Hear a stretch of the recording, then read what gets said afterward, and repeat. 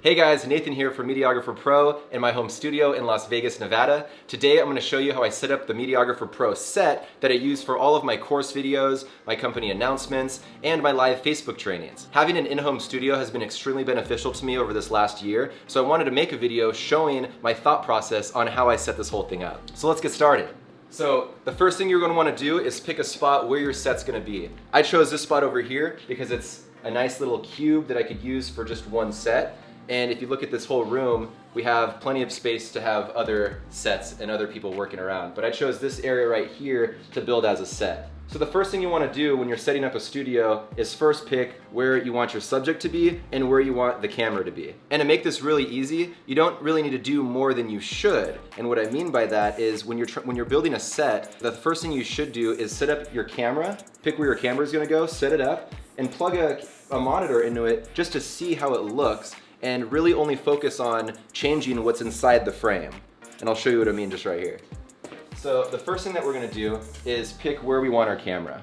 Now I've shot this many times and I already know slightly where my camera is gonna be. So it's somewhere around here. So the first thing that we're gonna do is just pick a starting point and just see where we're at. So go ahead and look. This is what the set currently looks like as of right now. It looks pretty cool, but there's a lot of improvements that we can make. So the first thing that we're gonna do is move the tripod exactly where it's gonna be and then mount it there. When setting up your height, when you're shooting somebody that's sitting down in a set like this, you normally wanna be at their eye level or slightly lower if you wanna make them look like a voice of authority. So that's what we're gonna do here. I'm just gonna drop it a little bit lower than my eye line, so I'm looking up at myself a little bit. And we can see right here, once I'm sitting down, we'll see how I look on this frame. First thing, I'm just gonna position this right where I want. In fact, I'm gonna pull this over here. Just wanna pick what I want in my frame and what I want out of my frame. So I kinda wanna have something right there. I don't mind seeing the board. I don't mind seeing this board over here. I don't mind seeing this window. So I'm gonna lock this right about here. Left and right, I'm just gonna pick that. So I'm locking all of the pivot points on my tripod. So it's fixed and it won't be moving and I can rely on it being exactly right here. So next thing I'm gonna do, and you can look at this, is sit in my frame and see if this is where I wanna be positioned. So I lift this up and might focus on myself right here and move this right where I want to be positioned. Now, there's all this stuff in the way. So when I normally do tutorials, I usually have my laptop right here and I'm kind of looking sideways at this. So I'm just going to move this over here, just like this. And we see this mic. We're going to want this mic out of frame, but just to position myself correctly, this is about where I want, and you can look at the TV here, this is about where I'm gonna be positioned. Right there. Looks good, yes? Now that I know I'm gonna be right here, the main goal is gonna be to pull everything out of the frame that we don't want there. We've just selected where we want our frame to be, our angle, our height, all that fun stuff, our focal length. Now we're just gonna go inside this frame right here and remove everything that should not be there. Starting with this mic right here. We do want to have a mic as close to my mouth as possible, but just out of frame. So based on where I've selected my focal length and angle of view and everything like that, what we can do is figure out where the frame ends. So right about here. So I know that I can have this mic that's going to be picking up my audio no closer than right here. So the first thing that we're going to do is I'm going to come on the other side of here and we're going to position this mic so it's just out of frame. Move all this stuff over here. We see that we have other stuff here. I have a really nice aperture 120D. Love this light right here. And then behind it I have a C-stand for a second angle or anything else. But more on that stuff later. So first thing that we're gonna do is get this mic out of frame. So we can put that back here. We can move it like this. There's many ways to mic up somebody that's doing a tutorial or a course sitting at a desk. One way is to have a lav. I decided to go a different direction and to get a shotgun mic that could be out of frame because the audio quality is going to be much more superior. In fact, mics can be pretty complicated, so I'm going to be doing a lot of tutorials on Instagram, especially on Instagram stories, on how to get past all those audio problems. So if you guys have ever dealt with audio problems, go ahead and follow Mediagrapher Pro's Instagram, and that's where I'm going to be doing a lot of audio training. So if we look at our TV, you can see that this mic is still in frame. So what we're going to do is just move this stand to the point where this is just out of frame. This is a boom mic, so I'm going to extend this right here, and we can see that I'm trying to put it as close into the frame as possible, but just outside of it. So when I go sit down, I'm going to see how close this mic is. So just like that, I can even twist it and just find out. So boom. So the mic is currently where it's going to be, most likely. We could dial it in once the set's getting closer to completion, but for now, we're good. Next thing that we're going to do is position this light. Now, I'm actually going to go ahead and put a grid back on this. We were just shooting some podcasts on this side over here, and these lights don't require grids when we are shooting podcasts. We don't mind if light spills out all over the place. But in this set right here, we want to put a grid on this just to focus the light just on me without having light splash onto the background, covering up that purple and blue light back there. If we don't have a grid on this, then those lights back there are going to get washed out. So we want to preserve the color, the saturation back there. So putting a grid on this massive softbox really helps just focus the light right where I'm sitting.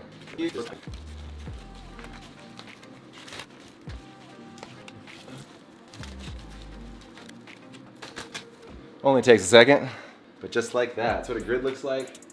Voila. In fact, if I swing this in front of the camera, you're gonna see how when it's looking directly at the camera is when it's supposed to be lit up. Now we got our light set up. We might need to lower it a little bit. Because I'm using such a big light right here, and I want that to be the main light source of the entire set, we're gonna go ahead and turn off the headlights right here. Or not the headlights, but the ceiling lights. And there is still a lot of light coming in from that back window right here and these, so we're just gonna close these off a little bit. Right here I have this huge stand. This is just a little side note. I have this stand that I could use to set up a white backdrop to blow out, just to have that nice blown out white backdrop look. And then also I have a green screen down here that I roll across. So in this shooting this direction, I'll go between shooting at a white background or a green screen. Some more flexibility in the studio.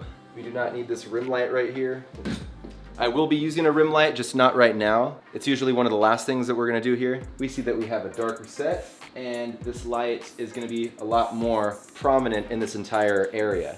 Looking at here, we're just gonna see how this light looks. So I'm gonna be addressing the camera just like this, and have a bright side and a shadow side. Sweet, so our light and our mic are positioned. Now we're gonna continue removing things from the frame until our screen looks exactly how we want it to. Looking at the frame here, I'm gonna start going around the frame and picking up things that I don't want. So I see it kind of looks like a little messy right here, so I'm just gonna remove the things that could be distracting. So a couple of things back here. So with this screen, I can just go around and just remove everything that I don't want in the scene. I mean, the only thing that really matters is that it is out of frame when we're shooting. I always like to tell people, set up a TV when you're setting up your set and only really focus on what you can see inside your frame. You don't really need to clean the whole house just to get a good set. So all this madness right here, get rid of all this stuff. Is this in the frame? In fact, put this over here. I'm even gonna clean the desk before I start. Whenever you're recording, it's good to have water on hand. Clean this one surface. Oh yes. They call me Nate Nasty, but when I'm setting up a set, gotta be extra clean. I don't really like this cord that's right here, so I'm just gonna cover that just like so. Not really a fan of this and this mouse either, but you know, we'll manage. Looks like there's some stuff going on back here that we could quickly minimize. And again, cleaning up a studio is you do it as much as you want, but I usually like to spend 5-10 minutes just straightening it up so it looks nice. I'm gonna do something really cool after this video, and I'm gonna remove my desk from this whole scene and just take a picture without it. So it's just a picture of the background. The whole purpose of that is to be able to use that later on a green screen. What's going on back here? I see all these cords, but just gonna throw them here and call it a day. I think it's not that big of a deal. Sweet, looks pretty good. So now that we have our set clean and we have our key light set up, the last thing we want to do is add our rim light. Now, normally we'd want to put a rim light right here, so I'll just grab that light and put it right here, but we don't want it in our set. And this is why I have a C-stand, because what we're gonna do is put the light on the C-stand just so that C-stand could remain out of frame and not mess up our set. So we're gonna do that. So what we wanna do is put this light in a spot that could be in the closest position that we want it to, but with being out of frame at the same time.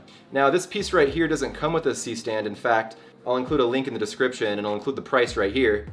It's gonna mount the light right onto this. And it's really cool because most gadgets will just thread onto that same thread that fits on the bottom of the camera. Yeah, so here we go. This ball head allows me to move this any way that I please. So right now I'm just gonna put it right here until I figure out what we need to do with it. In fact, we're probably gonna need to spin this around, so I'm just gonna flip this right now. I'll do that, and then I'll tighten this. And the goal here is to have it out of frame. So looking at this monitor right here, just gonna slide it in right here, just like a puzzle piece. So now I'm just gonna find out where the frame ends. So right about here. So this light can't be any closer this way without being in the frame. Now I'm gonna grab the power source and plug her in. These rim lights are pretty sweet. These are Lightstorm Mini 20Ds. I bought these in a 3-pack. It comes with a nice case. Amazing rim lights. You can control the brightness, the width of the light, everything like that. Fun stuff. Great rim lights, not too expensive. Okay. Now, with this light positioned here, let's take a look at here again. One thing I forgot is this nice gel that'll give my color back. Without a gel, this could look pretty white and make myself look pale, so these can kind of balance out color. One thing that I've noticed shooting in this spot a lot is that in the evening, once the sun goes down, this purple and blue light become way more saturated because they're competing less against the sun. But that doesn't really matter because this looks fantastic right now, so we'll continue. Now, look at that set. Take a look at the TV here. We looking good or what? We looking good? Ready to make some tutorials? Hey guys, welcome to Mediagrapher Pro. Da-da-da-da-da-da-da-da. Yeah. This looks pretty good, huh? Now that I see, once we're set up, I'm going to move this light just a little bit closer to me so I could turn down the power so those backlights that are nice and colorful aren't competing against this light. So I'm just gonna lower this down, probably just about right there. And that's gonna allow me to be able to power this down from 84%. We're gonna go to something like, I don't know, probably just like 70. When you're first building a set, at first you could try to like dial in everything early on, but you're gonna quickly realize that it's best just to get it the majority of the way there. That way, once you're sitting down at your set, you can just fine tune where everything is, get things closer, pull those last things out of frame. Just gonna bring the light a little bit closer, take a look at this mic again, make sure that it's still out of frame as much as possible. Okay, so now I'm gonna use Victor as a model. He's gonna sit right here so I could dial in the settings. So let's hand this. All right. Yeah, look at this. This is what it really looks like. Just like that. We got our TV here. Pull this TV close. I also use this projector up here. If you guys didn't see that, I got a projector here. When I pull this light back right here, I have a nice projector that shoots right here. So we could use this to set this up, but sometimes that could be too bright and actually have an impact on the set. So we're gonna use a smaller TV, just like so. Look at Victor here. What's up, dog? What up? Yeah, so this is what our set looks like. Pretty sweet. Now we're gonna look at the back of these settings and we're gonna see what this looks like. This is a little bright on here, so I'm gonna turn this down. I'm gonna try to make the exposure exactly what I see on the back of the camera. All right, in fact, this is gonna be really cool. I'm gonna darken this. This is exactly what we're seeing. So there's a few things that we're looking for in this set now that we're finally set up. So there's a few things that we're looking for in the set. We're seeing if there's anything lastly that we want to pull out, and I'd say for the most part it looks good. Sometimes if you have lights that are facing reflective surfaces, you might need to adjust them so you don't see anything. There's been a few videos that I've shot where I've been able to see my lights in this TV, so I've had to change the angle just to avoid that. This is looking fantastic. I'm a little bit taller than Victor, so my head should probably go a little bit higher. But so the next thing that we're gonna do is gonna be plugging in this microphone into this camera. And then we are just about set up, guys. So we've been shooting a lot of podcasts over here, so I just grabbed a couple things that I used over here a lot, which is going to be a huge battery pack for the Z7 that I'm shooting with right here. Camera batteries will sometimes only last 30 minutes, maybe a couple hours. So if you're doing a long, intensive day of shooting, it's really nice to have either a huge battery pack, but in this case, this one can plug into a wall as well. So this can just give you an infinite amount of power if you're just plugged into a wall, or you could unplug it from the wall and just have a very large battery pack, probably like 5 times the capacity of a regular battery. So we're gonna set this up. I got an extension cable right here, and we're gonna plug both of these in here. Now the other thing that I have is this Rode audio interface that we're gonna use to plug in this shotgun mic into the camera. So first, let's set up this. We got infinite power to our main camera. I like to slide this right here, and there is a battery in there currently. I'm just gonna pop it out. Pop in this dummy battery. I love this thing right here. All these items that I'm showing you are gonna be included in my kit.com link in the description below. So if you want any of the gear that I'm using, just know everything's gonna be listed in there. Now I want the audio interface. I'm gonna set it right here because it's out of frame. It'll allow me to adjust it on the fly. Now I like this audio interface because it's pretty simple. Just has a power cord, then you plug in the mic on the front right here. Bingo. Now if I turn this on, you can see it pops on. And every time I talk, it's seeing my sound waves, just like that. And the last thing we need to do for the audio interface is plug it into the camera. So I have this nice 3.5mm jack that plugs into a left and right channel into the audio interface. We're gonna take out the knots really quick. Now, one of the last things that we're gonna do, since we're pretty much set up, is add a teleprompter to the tripod right here. I use a teleprompter. It's really helpful when you're shooting videos, when you have a full script, just to use as a visual aid. So I'm gonna show you how to set this up. So what I have here is a teleprompter attached to a gearbox. These things are pretty cheap and they're pretty nice. They allow you to put a lot of peripherals on your camera or your whole system that you're shooting with. I have this teleprompter that uses this small rig adapter right here to connect onto the rails, and then the rails just slide right into this gearbox. And now all of this is gonna go right here onto this tripod. So the first thing that we're gonna do is grab the tripod foot and attach it at the bottom of the foot just like this. Now this does require it to be fastened, so you can just grab a flat surface, give it a nice twist, straight onto the tripod, just like that. Now, this is raising the camera a little bit higher than the camera would be just on this tripod, so we're gonna have to lower this whole setup in just a moment. So now that we got this mounted on here, so the next thing that we're gonna do is mount this ball head onto the same tripod foot that the rails and the teleprompter are attached to. I'm actually gonna put this inside right there. It's kind of dark in here, but I'm pretty sure you can see it. And I'm gonna put this onto here and just tighten it. So I'm actually fixing 2 things. Now we're gonna grab the ball head foot and just place it right on the bottom of the camera here. And you can see we're just gonna get this sleeve right around the lens just like that. So no light can get in there at all. When I'm plugging cords into the camera, I don't like to just let it hang. I usually like to relieve the slack. So I'll pull this up a little bit, create a nice arc, just so there's no tension on this cord, because a lot of cords coming out of the camera can break easily when there's tension pulling one direction. So if you're trying to put a lens on a teleprompter that can extend the length of the entire lens, like this right here, if you listen closely, and if you look on the TV, I'm trying to zoom in, what's happening is the lens is actually hitting the glass. So I'm actually gonna loosen this dial right here just to give myself a little bit of room so I could scoot back, just like that. And now I can get it to the width that I'm looking for. And like I was saying earlier, because I just added some height to this, I have to readjust. I just need to get it back to the point that I had it earlier. So I'm just gonna drop these legs right here. This tripod, unfortunately, doesn't have a neck that could extend, so I have to open all of 3 legs and drop it right about to where I had it, which is right around here. You can see one of the first things I'm gonna do is level the tripod, this whole thing right here. I'm gonna look at this bubble down here, and I'm gonna make sure that it's good there, nice and balanced. We're probably looking good. We're probably similar to somewhere where we were earlier. Let's take a look at that. Much better. Looking pretty good, looking pretty solid. In case you guys are wondering what this rim light does, this is what separates me from the background. Without a rim light, it's easy for my hat, my beanie to get lost in the background, but with this room light, it puts a nice separation on the side of my face and my beanie to make this whole thing look very depthy. So that's how I set up the Mediagrapher Pro Set to do all my course videos, company announcements, and live Facebook trainings. If you guys like this video, go ahead and actually like it. I'll be posting more helpful tips and tutorials on this channel, so be sure to subscribe and turn on post notifications to get alerted when I post more videos like this. If you're interested in learning more about producing content for yourself or for your clients, go ahead and check out Mediagrapher.com today and follow us on our other social channels. The links will be in the description. Thank you for watching, and I'll see you in the next video.